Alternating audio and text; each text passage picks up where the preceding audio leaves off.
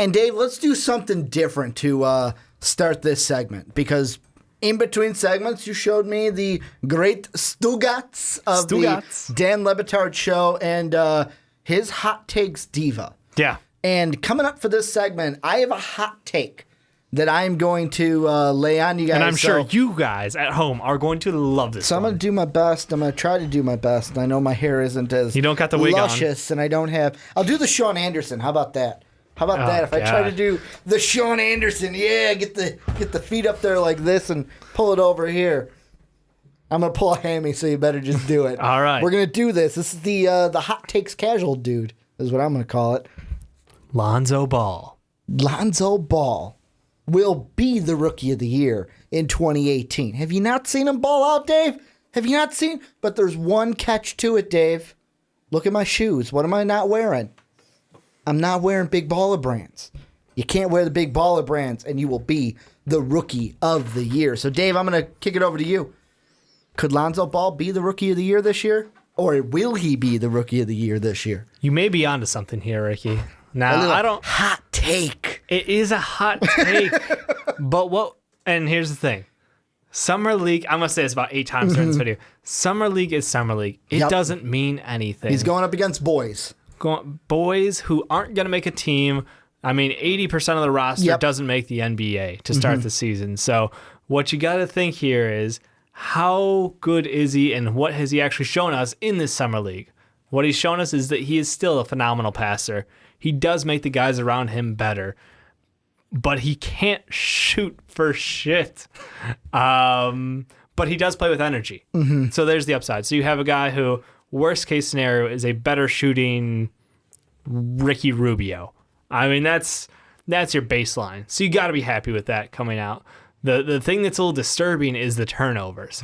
And yeah, he's a young kid. And I know I don't want to rag on Summer League turnovers. The gameplay is nothing like the NBA game. Thon Maker had, 10 in a game? He had 10 fouls in a game. 10 fouls in a game. But he turned the ball over quite a bit, and we didn't rag on him as much in the regular season for it. That was Thon Maker. That was just for you guys at home. No, I mean, look, Lonzo Ball, he put up, 2 triple-doubles in 4 games. Pretty impressive. The last 2 games have been. He'll play the third one on Saturday. We're recording this on Friday, but he'll play another one. I believe he's going to wear another non-big baller brand shoe. Probably, I believe it's the Curry 2s. He might wear the Curry 2s. Yeah, just throw it at Under Armour at this point. Those are the best shoes because I got them on. Of course. But no, I mean, this is a guy who, I mean, for all the criticism and the hilarious struggle that, trust me, everyone at home enjoyed that first game where it came out and looked like an absolute shit wreck. Like, that was a slow-mo car accident. We got to enjoy every playing off the rim. I didn't enjoy any of it. I'm just telling you that. Did not enjoy any of it because I'm a Lonzo Ball fan. The hot takes, literally, the moment that game ended, it was the nothing Ball but, cam. Oh my God, Lonzo's a bust. Look, this scrub can't even play with Summer League. Like, he's losing to kids who aren't even going to make a roster, not even a D-League team, G-League team. And then all of a sudden, you start to see a little bit better the next game. And then it was just like, flip the switch. And all of a sudden, the kid drops 36 points, like 12 assists and 8 rebounds, some crazy stat line. And it's like, yeah, that's right. That's why he's so good. That's why he was drafted number 2 overall, is because what he can do out there is be a phenomenal asset to your team, get everybody involved, and he still does take his shots. He's got his pull-up. The thing that worries you a little bit is the atrocious shooting from the outside and the fact that he's not getting to the line when he does take it to the hoop. Like, for a man with his build, whatever, kid's like 19. The thing is, he needs to learn to create contact. He's got a solid frame. He's obviously going to add more muscle to it over time. But it's one of those little things you learn, and it will only help his game because you start to get to the line more. You start to be able to play with pace. And it's just, he's going to expand out his game. Well, and the 3-point part the part that you bring up, I totally agree. He's got to up that because in college and coming into the draft, we talked about how he could knock down big threes, and that was a big part of those his transition game. Threes are kind of nasty when you let him walk down uncontested by a 3-point line. You're also, going to get punished. The passes where it's like, you know what, I'm just going to chuck it. down the court full for court. you. I think some of his teammates are still adjusting to that. And just kind of know where you are or where I think I want you to be. But it's kind of like we saw with Ben Simmons last year before he got injured. Teammates just don't expect it yet, and then once you watch it. He would do the behind the back, and it was like the kid didn't even know it was coming to him. The free throw thing, though, I'm not in a huge... It's free points. I'm not in a huge tiff about it's because... free points. If you're going to finish at the rim, you might as well get the extra shot. And the thing I'm looking at is last year's Rookie of the Year. And last year's Rookie of the Year in Malcolm Brogdon, 10.2 points per game. You add 4.2 assists per game, 2.8 rebounds per game.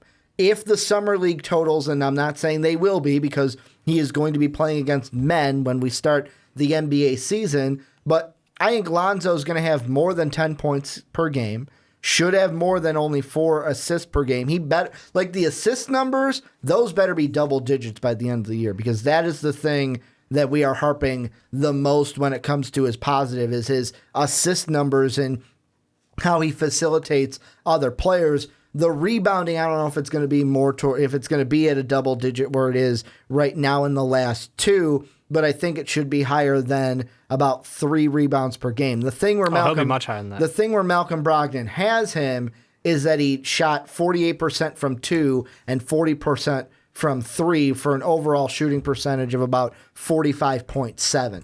The thing is with free throws with Malcolm Brogdon, he only averaged 2 attempts per game. 1.7 was the average, and he only made about 1.5. So he had an 86% shooting percentage. Good percentage, yeah. But he only had about 2 attempts per game on average. And I get that. It's a tendency that he had in college and the way they played in the system. I'm just saying at the NBA level, with the body he has and the fact that the ball will run through him and he's comfortable with that, you might as well take advantage. If your skill set is to be behind the arc or be under the basket, because he doesn't have a mid-range game, and we know that, like he needs to learn to be able to create contact down low because otherwise you're not getting the most out of your opportunities. And, I mean, look at the way James Harden has evolved his game completely off of drawing contact. The man is a monster. You may hate how slow the game gets when it gets into free throw time for him, but you have to respect his ability to draw contact in every way possible on his shots, and it's only made him better, and it's made the Rockets a better team for that.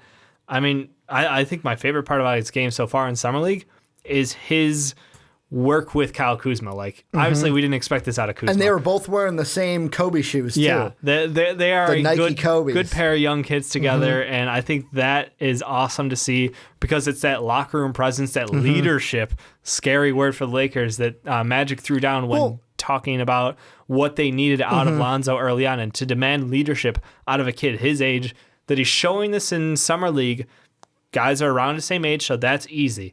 That's what I expect, and I'm happy to see it there. The question is, will it translate over to the NBA with the full roster? I think it can. I think he's got a personality in the back room that we don't see. Well, and let's be honest. The main reason why when you brought up earlier in this segment, like, oh yeah, there were so many people that were excited when he flopped that first game. Let's be honest. Everyone out there that you might have thought that, let's be honest. You only thought that because of LeVar Ball. You didn't think that because of Lonzo himself. Right. Like, the kid's never done anything you hate. Like, I think we need to separate it to where you don't hate Lonzo Ball, you hate LeVar Ball. And every question, this is not where I wanted to go, but this is kind of what one of your points put into my head, like a little magical seed. But every interview thus far after games, they're trying to bait him in, like well, you didn't wear the big Baller Brand shoe. What's up with that, buddy? Simple answer. Well, yeah, at Triple B, we have the freedom to do whatever we want. Yeah. And just simple right there. The question of, and I know when ESPN asked it, it was very casual, like, oh, has your dad called you yet? Kind of like, you'd ask that to a prospect that is, close to their father. But in this case, they asked him because it's LeVar Ball. Yeah. And just a simple answer of, you know what? He wasn't at the game today. I'm sure he'll call me when I get to the locker room, and me and him will talk on the phone. Just simple answers. not agitating anything. See, really I like his chill other guy. answer. I mean, you didn't even bring up the like, hey, you had a great performance tonight, but your team lost. How do you feel? And he's like, look, it's a team sport. All I care about is my team and everybody out there taking care of every. You know, it's very non-self-centered answers. It's very mature for someone his age. And two things that I think that Luke Walton should be right now, just basically like a dog looking at a steak, just salivating, is the two things I see from Lonzo Ball. Number one is what you brought up. He cares about the team. Yep. The team comes first. It's not about the individual. And the second thing, I look at how this Laker team, this Laker Summer League team, works in the kind of how they're pushing the pace and how they're running a little bit, to where Luke Walton was asked after one of the Summer League games, and he said, yeah, you know, guys like Larry Nance, like Clarkson are already calling me saying, we're watching. We can't wait to get on the court with this kid. We can't wait to get out there and run this season because of the things they are seeing from Lonzo Ball and his ability to push the tempo with this team. Because one of the big things we talked about all last year into this year was, what was the one style Luke Walton wanted to bring to this Laker team? The same kind of push, the same kind of up-tempo-ness you see from the Golden State Warriors. Right. I mean, he had the model for success. He saw it firsthand. And what he sees in like building out this young roster is a lot of potential for guys to, and you're not looking for exact clones. You'll never find another Steph Curry, another Klay Thompson, definitely not another KD, but you can get guys who are similar enough, and you can tweak the system to be what you need it to be. And we saw this last year a little bit with their early success, where they were just jacking up threes. They were playing quick, they were playing loose, and the ball was moving, and it looked fun. And that's what gives you hope. And you mentioned the younger guys on the team, like, can't wait to play with them.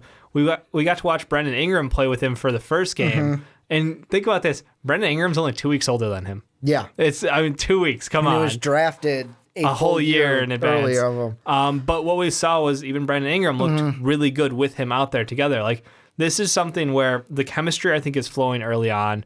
And that's what, as a Lonzo Ball fan, you're excited to see. And even as a Laker fan, you're excited to see this chemistry. For me, really, it's how does he get from being this guy who is a stud in Summer League, because we have seen guys who looked really great in Summer League and then have come into the NBA and got taken back to reality.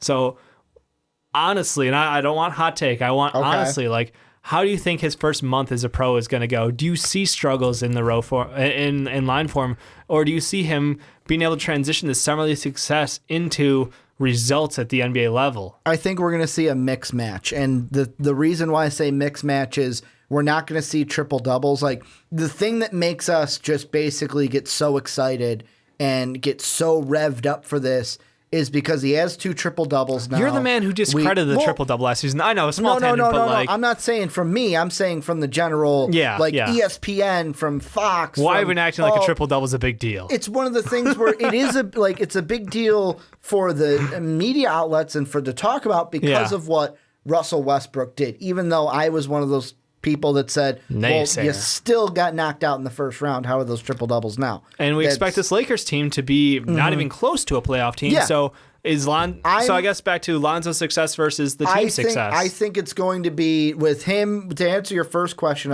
We're not going to get triple double Lonzo each and every night like we have for the past 2 nights, but I expect him in his first month to kind of gel with the older guys like the Clarksons, like the Nances, like the ones that are already calling Luke Walton and saying, like, man, I can't wait to play with this kid. Yeah. I think we will see, one of the best things we'll see is an immediate return on this Laker team and how they play, where it's like, where you can look at them in the first month or two, and if you're a Laker fan, you could look at your buddy next to you and just smile and be like, we got our point guard. Nice. We got the guy that is going to set the table. We got Brandon Ingram last year. Let's hope he improves this year. Let's hope he bulked up a little bit. High expectations, yeah. We've got Lonzo Ball.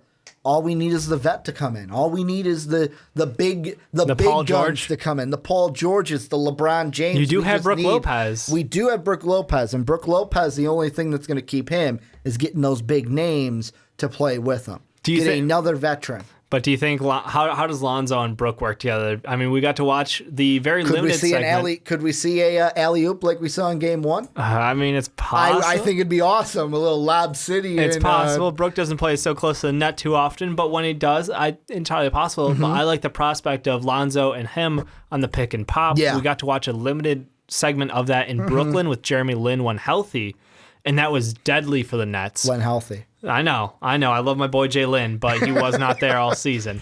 But no, I mean, is Brook Lopez being overlooked in this because his impact on Lonzo and vice versa? Like maybe a little. I think that I think Lonzo's success is directly tied to two guys.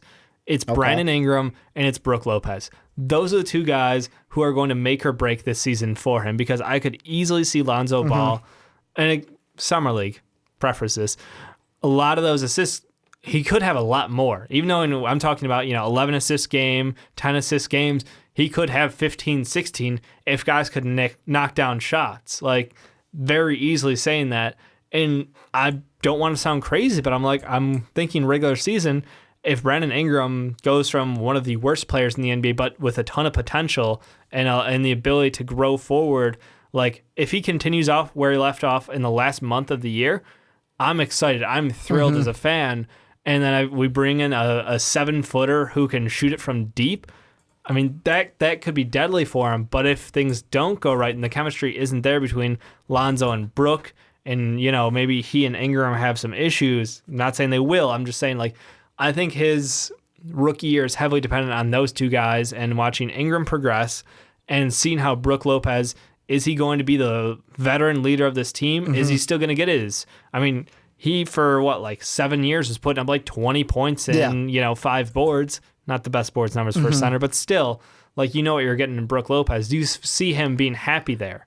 I mean, the thing that I think is the good thing with that relationship is if it is, I don't want to say rocky because I don't expect Lonzo to come in and make that a rocky relationship. But if it's something to where they don't work together, a good thing for the Lakers is Magic Johnson and Pelinka, they can reevaluate it. And at the end of the year, say, you know what? If it's not working, obviously Lonzo's here to stay. Brook Lopez, it was nice having you, but you can move on kind of a thing. And I know Laker fans might look at that and go, but Ricky, then we're not getting anything for him. That's not the problem. The thing you got to think about is you're going to have money.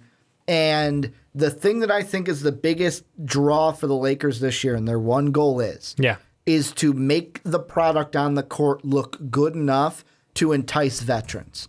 Because right now, I mentioned them in the Mellow segment. I'll mention them here because this was the one it pertained to. LeBron goes and watches a Lonzo Ball Summer League game, and everyone talks about LeBron to LA, LeBron to LA, LeBron to LA. It's happening. It's happening. This is the thing that's going to make it happen.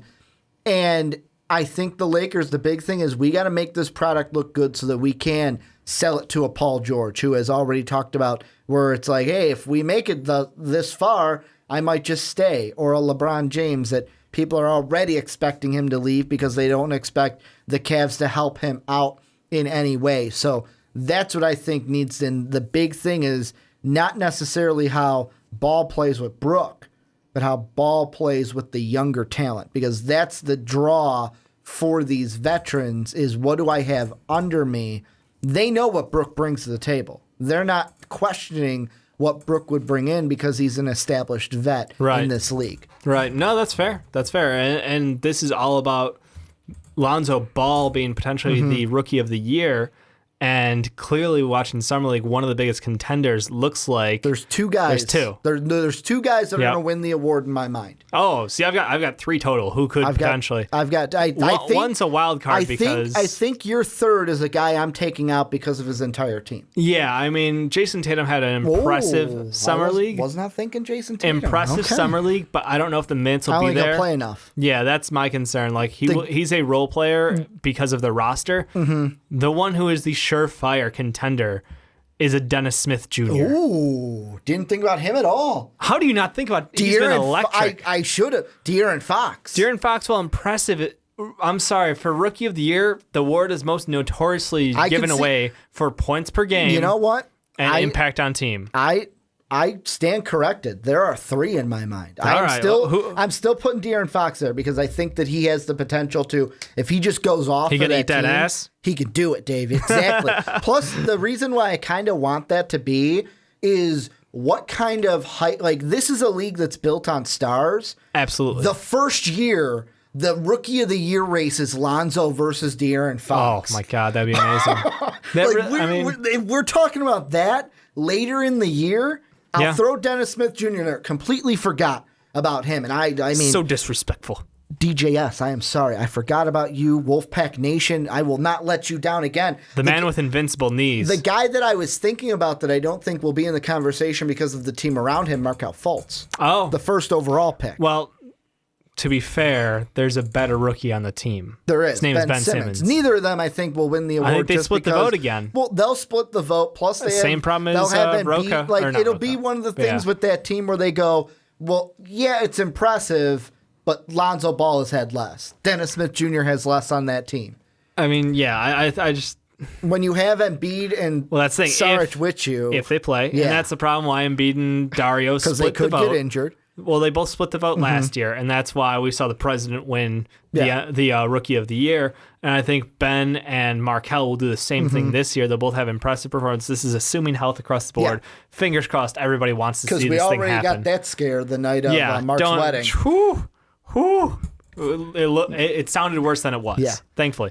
But here's the thing. Dennis Smith Jr. is an electric player, and the fact he fell to where he did is amazing for him. And the guys around him is going to be great because he walks into a situation where I know Nerlens hasn't re-signed yet, but it still seems likely that he will end up there.